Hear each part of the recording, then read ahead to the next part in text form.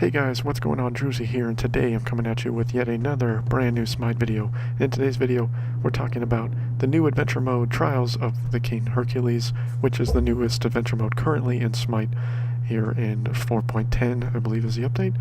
So I'm going to break down a build that I'm really liking for Kurnos, who I think is the best hunter for this mode.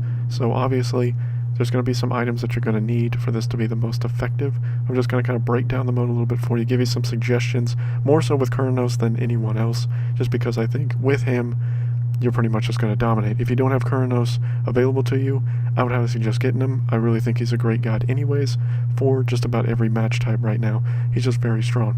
So as you see here, picking up some of the items, I do not use boots with this build, but one of the main things you're going to need is as many crit items pretty much as possible to really make this build truly shine. You're going to need attack speed, you're going to need crit, and then you're going to need just a little bit of extra power and a little bit of extra mana, so I went with Transcendence. I'm trying to find it here. As you see here, I kind of struggle a little bit to find it because I'm in the wrong section. It's definitely the cooldown section, and then here I finally find it for my 6th item. You don't really need boots for this build, in my opinion. You can go with boots. It does do a ton of damage, but you're just going to do an overwhelming amount of damage, especially once you get Transcendence. But if you see here, look at that crit. Over 700 crit just off each hit, and as you see, my crit chance is pretty high. It's about every 2 or 3 throws, I'm pretty much critting just about everything and pretty much just wipe stuff out. Also, I'm going to kind of walk through the certain areas where all the chests are. So you see here, the chest right here, but you're going to have to kill all the boars that spawn out of this cave before the chest opens up. Then you just have to hit the chest, and then you can get the gold out of it. Also, you see there was 3 little potions essentially that fall out of it, and the potions will give you mana in return as well as health. So, and as you pick those up, it affects every single person in your party. So pretty much you're just going to want to throw brambles. His ultimate, not really as useful in this mode. You can stay in the lifesteal in the spring setting, or you can go over to summer if you want to pump out a little bit more damage, but for the most part, because you're fighting minions and not gods, the extra damage from summer really doesn't take as much effect. So in my opinion, you can pretty much just stay on the lifesteal. I feel like if you just stay on the lifesteal, it's going to just give you that sustainability. And you just see here 2, 3, 4 hits, bam, and that named enemy is down. And so I'm just going to kind of walk around, show you some of the different locations. I think we end up missing one of the chests, which is over there to the far right. You see that trail that goes up to our right. There's a chest over there. I don't think we end up going and picking it up. And one of my clanmates is playing with me. I believe he is the Kukulkan that I'm playing with. And then outside of that, the other person is a completely random person. But yeah, so, you know, so I go through there, get that chest, and then I don't believe I go to my, I think I do. I do go to the left, so I do go over here to take out this group of minions over here.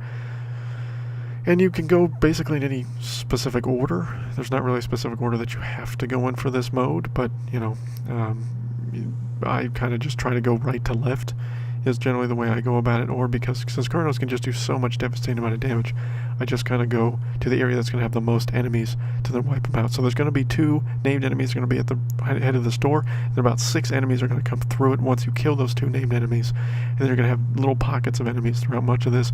But as you see, my 2 teammates just kind of pushed ahead to kind of just get a little bit ahead of the battle. So unfortunately, because a lot of people now, this has been out about 2 weeks now, or at least 2 to 3 weeks I think on PC, and about a week and a half, 2 weeks on console, so a lot of people have a lot of the items. The reason why I'm making this video a little late is a couple of my friends are a little late into getting into the game here on the adventure mode, and some of my friends really haven't played it at all. So, you know, I'm not sure really how many people out there really haven't played this mode yet, so I just kind of wanted to at least help the people out and kind of just give them some tips. So you see that gem right there, the gem will pop up once you walk through it. That's a spawn point that's going to come for you. So if you die in this area, that's where you're going to spawn from. As you see, Kurnos can just wipe out a big group of enemies pretty much by himself. He sustained a ton of damage, but with his lifesteal and his bramble, I'm just able to just basically wipe all those people out with little to no problem, especially with the amount of crit I'm able to do. And it's building me my stacks for my Transcendence, which is probably the main thing that you want to do early on with Kurnos for sure. So just kind of chipping away here, just trying to take out as many mobs as I can, working my way over, getting as many chests as I can, because as you see in the top right hand corner, you have these green gems which are only spawned from hard mode, which I haven't been able to do yet. The red things are rubies. Rubies you can get from 2 areas in easy mode. The diamonds you can get from I believe two areas as well, and then the gold you get from any chest that you pick up. I'm not sure about the calculations in gold. I think it's random. Don't quote me on that, I'm not 100% sure on that, but I think it's random as far as the amount of gold you get.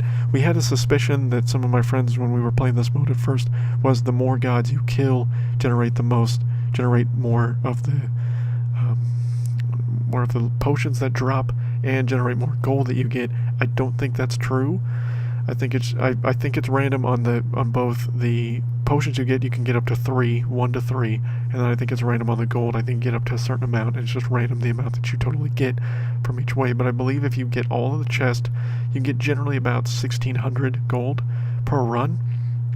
I mean, this mode is a lot of grinding. You're going to be doing a lot of grinding initially, getting items, things like that.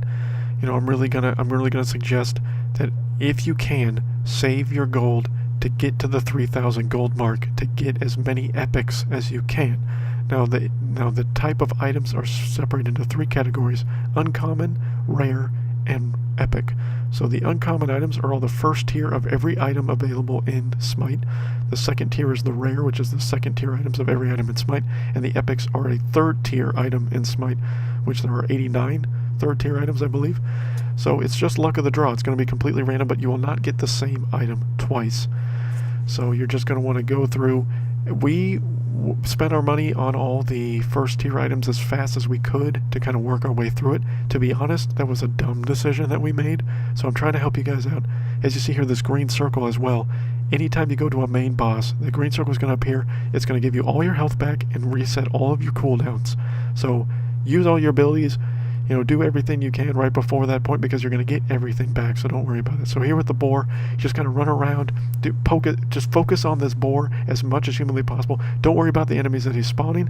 Kill the boar as fast as possible. Once he get to below, I want to say about 20% health, he's going to spawn. He's going to start charging at you. But as you see here, the loot, you're going to get at least 2 items of epic style quality. So you could get 2 epic items, you could get up to 2 rubies, or 2 diamonds are always going to spawn from that boar. Not so much in the early spot when you don't have any items, but especially once you get a lot of the uncommons and rares out of the way, you're only going to get those three items. And unfortunately, once you run out of epics and once you run out of things like that, the diamonds only work 10 times, and each diamond will give you 10 gems in return for them. But after you get the 10 gems rolls from the 10 diamonds, then basically diamonds become completely and utterly useless.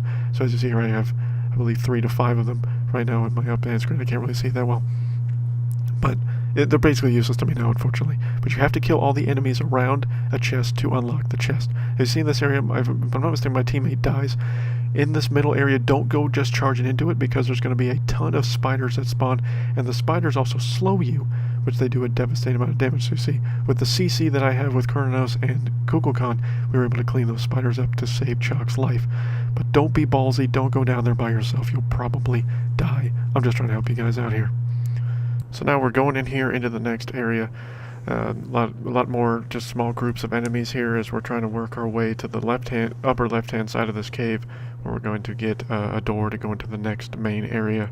So just, you know, I would always suggest get as many chests as humanly possible in easy mode, especially early on, because you're going to need the gold.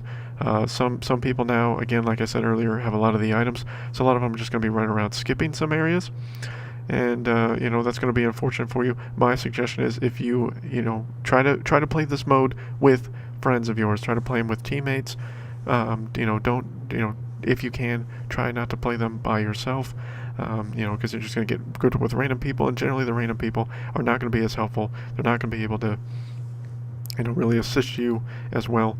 I mean, one of the main things that people kind of focus in on this game mode is they try to worry about the build comp. They think, oh, I need a guardian, oh, I need a hunter, oh, I need a mage, and you really don't. You can really go through this with 2. If you got some guys that really can pump out enough damage, you definitely need a hunter, I would say that, or an assassin. Yeah, an assassin can replace the hunter. I'd say someone like Mercury would be a good assassin to use. I'm not saying all assassins would work well in this mode, but one that can box, essentially, that can hit hard, hit fast, has an attack speed buff, in my opinion, would be an assassin you could use. Mercury, by far, in my opinion, is the best. Usually you need a warrior. The better ones are Amaterasu or Erlan Shen or Nike. Those seem to be the three best that most people are using. And then as far as a mage, generally once you get to hard mode, you're going to want a CC mage, but in this mode, in easy mode, you can pretty much do whatever you want. So as you see here, now we go into the next area. Now this area, stay in this little light circle. If you get out of the light circle, you will take damage. Spiders will randomly spawn, generally north to south, or in usually front. If one attacks you from the front, generally there's going to be some behind you as well. So you're just going to attack you from both directions at the same time to kind of throw you off. As you see, one spawn to the left and one spawn to the right. There's going to be some named spiders as well. But as you see, the stack debuffs right there on the right hand side above my health bar, that's a slow, and it's stacked. So every spider that hits me slows me, which can then make me obviously walk into the dark area and be in a lot of trouble. So with this area, again, you're just going to want to throw your brambles, try to use that CC style, defense for yourself. And there's going to be one chest in this area. It's going to be right here around the corner. As you see there, Chalk found it. It's always in the same spot. The chest does not move. None of the chests moves. The chests are always in the same spot everywhere in both easy and hard mode. They do not change. So do not worry about that being like, oh man, you got to run around and find the chests. If you know where the chests are, if you remember where the chests are, they're going to be in the same spot when you run this multiple times. But again, you're gonna be playing this mode quite a bit. If you really want to get to hard mode, you're gonna need to grind. You're gonna need to get a lot of epics, and because of the randomness of it, you're just gonna have to keep playing this easy mode over and over and over again. A lot of people usually just go to the boar and then they stop. And then generally they don't like to go all the way through to the Nemean Lion, which is the next major boss we'll fight after this area here. And that's up to you. I would suggest just go all the way through it. It's going to make you, I would also use this mode, especially once you have enough items. Use this to kind of practice with a god that you're going to use in hard mode, because you don't have as much pressure behind you if you fail in easy mode. And generally, as long as you got two guys that can do enough damage, you can pretty much get through easy mode no problem. The third person is basically irrelevant, because we've had plenty of times when a clanmate and I have played with with one or two, rare item, low tier items, and we've had all max tier items and just carried them the whole way through it. So, it's really not that difficult if you kind of know what you're doing, if you've played it enough times, if you just pay attention to where things are spawning, and, just try to pick gods that, are gonna, work well in each phase of all these different areas. Because the map doesn't change, the map stays the same. It's the spawn points all stay the same. Everything is basically identical. So to make it much easier for us, as I walk out here, you see the damage I take in the dark area. I just kind of wanted to display it for you.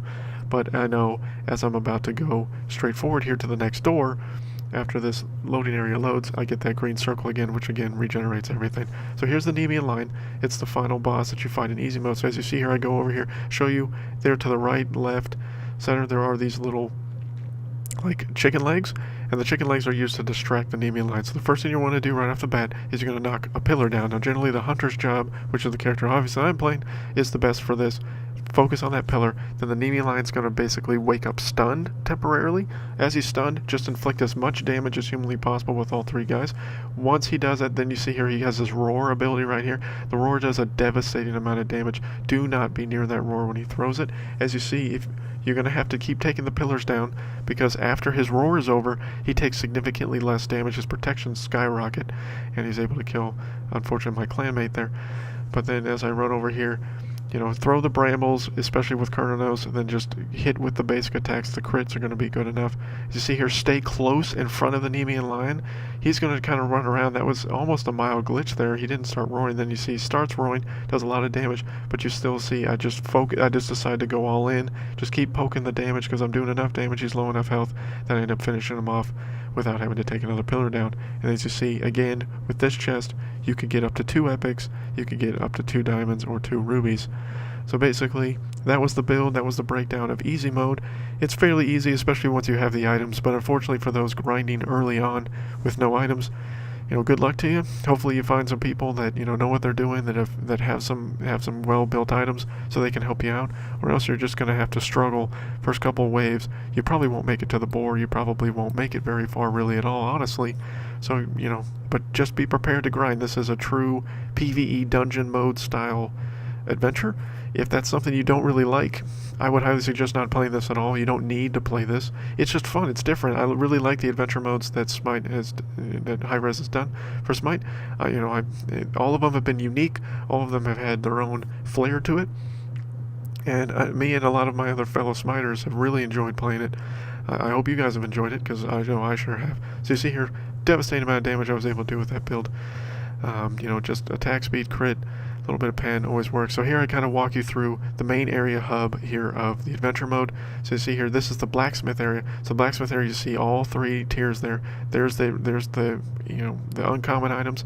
Then below that, the rare items you see here, and then the epics down here. And it shows you the number unlocked. Unfortunately, in this mode, it doesn't tell you which ones you have unlocked. So you're just going to have to know that when you get into the match. Unfortunately, they didn't set anything up with that. It's very unfortunate. A lot of people are very upset about that, but it is what it is. Make sure you activate the quests. You see the quest up here at the top above the different things that the blacksmith offers. Make sure you activate each quest in each area once you unlock one. Go in and unlock it, and then activate a new one. You're definitely going to need to do that. So over here to the left with the question mark is the treasury. Over here to the right is the church. So I show you the church here. You see the quests, and then you see the services that it requires. So it gives you 3 different buffs. Those buffs are only really necessary, in my opinion, for hard mode. Don't use them in easy mode. You don't need them, especially once you get enough items. But you definitely need them for hard mode. And then here is the main thing. This is where you trade in your diamonds for your gems, as you see here. I just got some gems for that. And then you can trade in your rubies for the 3,000 gold. Now the 3,000 gold, a ruby is nice, even if you don't get an epic, because a ruby is essentially a free epic, because you're going to get enough gold to buy an epic with it. So, hope you guys enjoyed the video. Hope this helped you guys out. Just, some tips, mostly with Kurnos, but mostly for this mode. Really enjoy this mode a lot. Hope you guys are enjoying it. If you do, please leave a comment down below. Please subscribe to the channel if you found this video enjoyable. If you want to watch some more videos that I've made, I've been trying to make as many as I can here. Really, just really like making these things for you guys. Really enjoy the feedback I've gotten so far. Really appreciate it. So, I am Drewzy. I'll catch you guys on the next one. Peace out.